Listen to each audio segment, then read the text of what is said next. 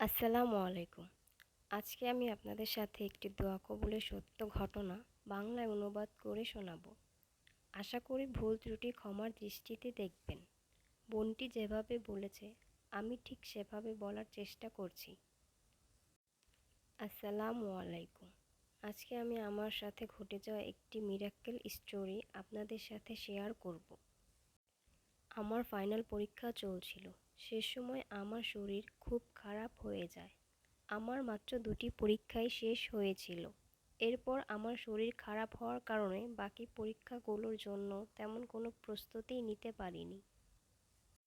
আর বাকি সাবজেক্টগুলোও খুব টাফ ছিল। আমি কোনো রকমে পরীক্ষাগুলো শেষ করি। কিন্তু আমি পরীক্ষার সময়ও নামাজ বাদ দিইনি। পরীক্ষা শেষে রেজাল্ট দেওয়ার আগ পর্যন্ত আমি অনেক বেশি দোয়া করেছি এবং অনেক ইস্তেগফার করেছি। যেদিন রেজাল্টের দিন আসলো সেদিন এমন হলো যে আমি রেজাল্ট দেখেই হতবাক হয়ে রইলাম। আমি দেখলাম ৫ সাবজেক্টের মধ্যে ৪ সাবজেক্টে আমার 90+ মার্কস এসেছে, আর বাকি এক সাবজেক্টে 85% মার্কস এসেছে। এমন রেজাল্ট আমি কল্পনাও করিনি।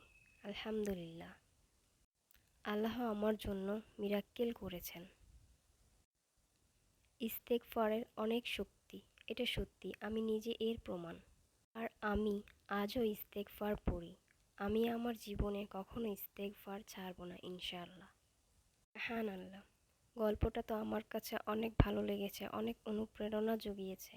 আপনাদের কাছে গল্পটা কেমন লাগলো আশা করি জানাবেন এবং বেশি বেশি ইস্তেগফারের আমল করার চেষ্টা করবেন। আসসালামু আলাইকুম।